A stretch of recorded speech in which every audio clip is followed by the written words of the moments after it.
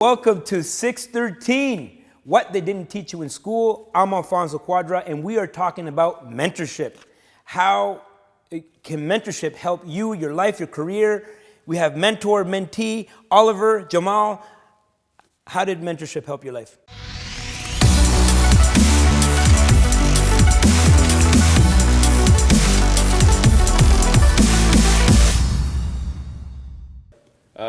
Well, first of all, so how I got into mentorship in the first place was I find that it's important that, like, obviously it was basically a passion, right? I just always had this thing in my mind. I was like, I want to make such a difference in someone's life such that by doing so, 5, 10, 15 years from now, they can say, hey, you know, I'm here because of something Oliver taught me, or I'm here because, you know, Oliver made an impact on me or something like that. So I had that sort of drive in me that made me want to make an impact on people such that they would not that they would remember me, but just that I make a difference, sort of thing.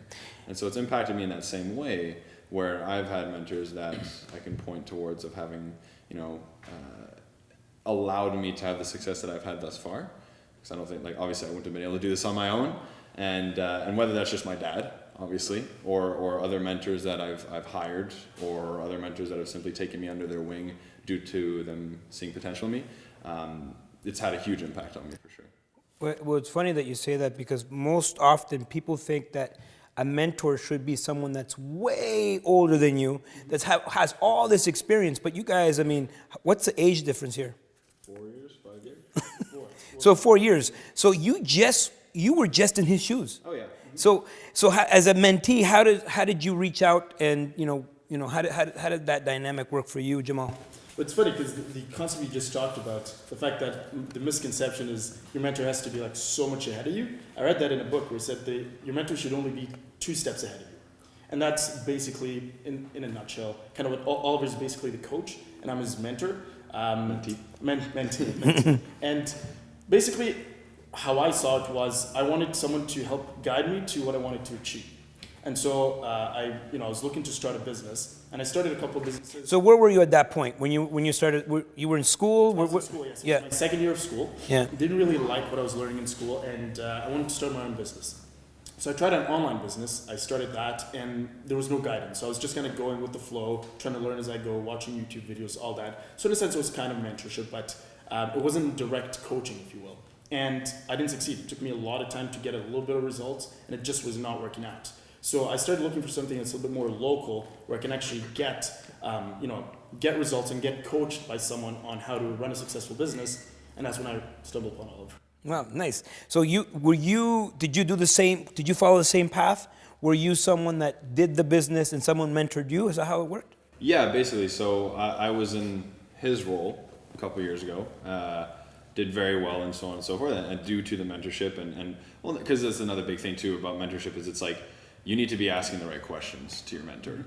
If you're not asking the right questions, your mentor can't help you with. Yeah, if you don't ask the right questions, you can't get the right answers. So that was something I was good at. Was asking a lot of questions and the right questions, such that I could guide myself through their guidance to what I wanted to do. So I did very well, and then they wanted me to take on the role, and so in taking on the role, I had to then look for talent and such, which is when I was fortunate enough to run into and meet Jamal at a networking event, and since then we've been inseparable. Nice. That's funny how that works, right? At a networking event? Yeah. So now you are in a position where you could potentially mentor someone else now. Yeah. Yeah, that's really incredible how that works. Why is mentorship important in business, life, career, what have you? I'd say one of the biggest things is it gives you the opportunity to have somebody look at things from a bird's eye view, because we get so caught up in a day-to-day of what we do. We get so into like busy. We get so caught up in things that are urgent and important, but not necessarily the best use of your time, and so on and so forth. So when you have a mentor that you can be open and radically transparent with about your situation, not hiding anything, have an open relationship and conversation with, they're able to then look at your entire situation from the further perspective, not having their emotions interfere, right? Because again, when we're in the day-to-day, we're so emotional, we're so charged, we're so in the heat of it and so on, but a mentor can just look at it for what it is, right? He can look at it almost numerically. Yeah, like a third party. Basically. Yeah. And so, assuming that he has that position and then also has experience, then he can look at things both clearly and from a typically more advanced perspective. So then having that then come back to you is like, well, here's what I see, you know, and then let's have a discussion about that. It basically, it more than doubles and triples and quintuples your potential, because now you're adding a whole other perspective with more experience. Jamal, why is it important? I think it definitely cuts down on the learning curve of whatever you're trying to achieve. So if I wanted to run a successful business of X, doing it on my own, realistically you can probably do it. But if you were to get a mentor who has the experience and who has done it before and succeeded, Fast track. Exactly. It just that curve becomes exponential. So whatever would have taken you 5 years can now take you 1, 2, or 3 years. Wow. Just by having that mentor. And that's what I've found. The perfect example is, again, the online business versus this business. I had no mentorship there. I 100% believe that if I just continued doing it, I would have had success, but I wanted to do it in a certain period of time. If I had a mentor, it would have definitely helped. Yeah. Can you to add to that too is, you know, the whole idea of being successful is that of failing forward, and if you fail, you learn, you then can turn it into success. A mentor has already failed, right? So you're learning from other people's failures. Exactly, right? Like I can foresee the mistakes he's going to make, right? And so I can warn him of them, and he can go around them instead of get stuck at them. Can you have more than one mentor? Absolutely, in my opinion. Yeah, no, I think that's key. As we were just discussing earlier, it's like we know that no one knows everything, so why would you expect that one mentor would, right? So you should have mentors that are. Could someone lean on a mentor too much, where they expect too much?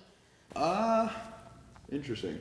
I don't know if I mean there's always too much of anything is bad, right, to an extent. But I feel like that's just something that has to be clear in terms of expectations with the relationship, right? Like, what do you expect from me as a mentor, and what should I expect of you as a mentee? And if that's clear, then there shouldn't be that. And it's on someone. It's someone's mistake if there is that too much. So, for example, for me, I actually have to set times where I'm like, okay, after this time, there's no access to me. I am offline, basically. Yeah. And so this is when the next mentor kicks in. If you're not available, I call my other mentor. Or how would you manage multiple mentors, and what would be the dynamic of that? Well, again, it's like you shouldn't get like 5 mentors that are all specialized in the same thing. That makes no sense. Yeah. Right? Like that's just a waste of everything. Yeah. It should be that they each specialize in different ways, kind of like a mastermind group. You'd want to have everyone to really specialize in their own thing and bring their own thing to the table. So it wouldn't be about when one is off, I go to another. It's more like he's the guy I need to go to for X. His availability is Y, and so I'm going to respect his availability because I want to respect him as he respects me, and so on. And I'll reach out to him during his times of availability. But it shouldn't be that they're all the same. Everything. Do you have multiple mentors? Absolutely. So I definitely believe that having multiple mentors is key because it gives you different perspectives.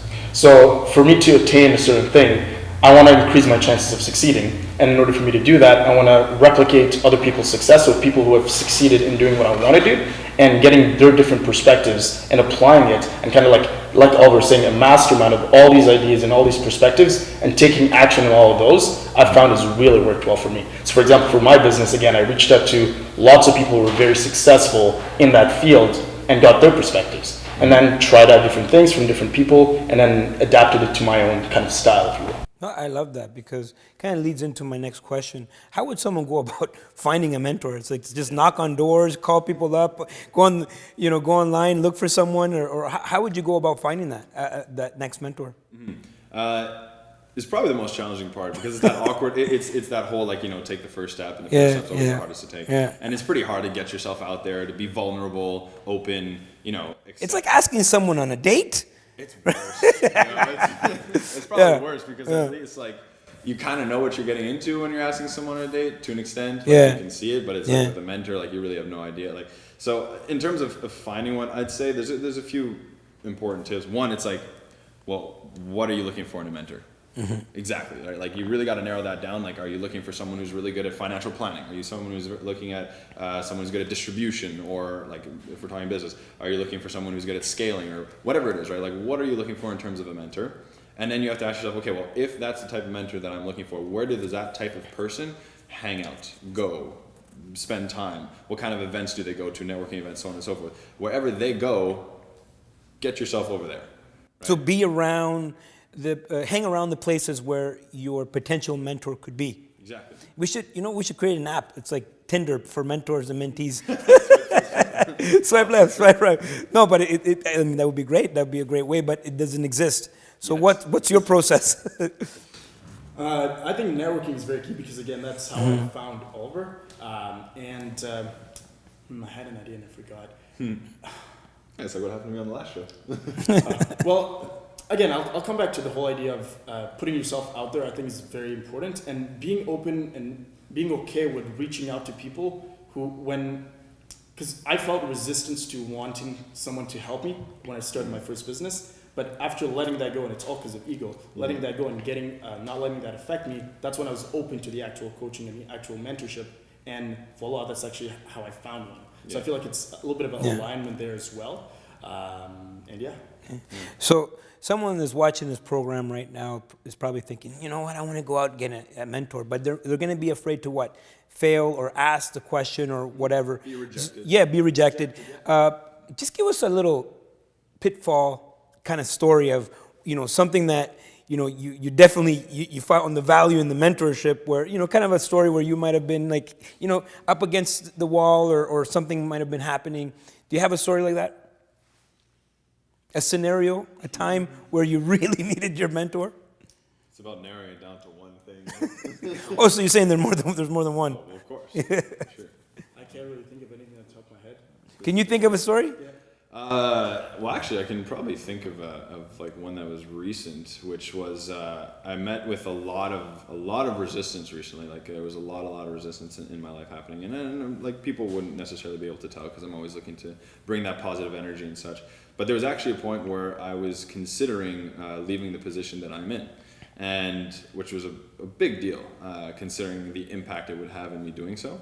And so I reached out, I had a meeting with my mentor about it, and we went through a whole bunch of stuff and went through a whole bunch of resistance and so on and so forth. And by the end, it really reconnected me with one of my most fundamental values, which is integrity. And it's that, I gave my word that I would hold this position until it was done. I gave my word to the people that I'm coaching that I would be there for them no matter what, and so on.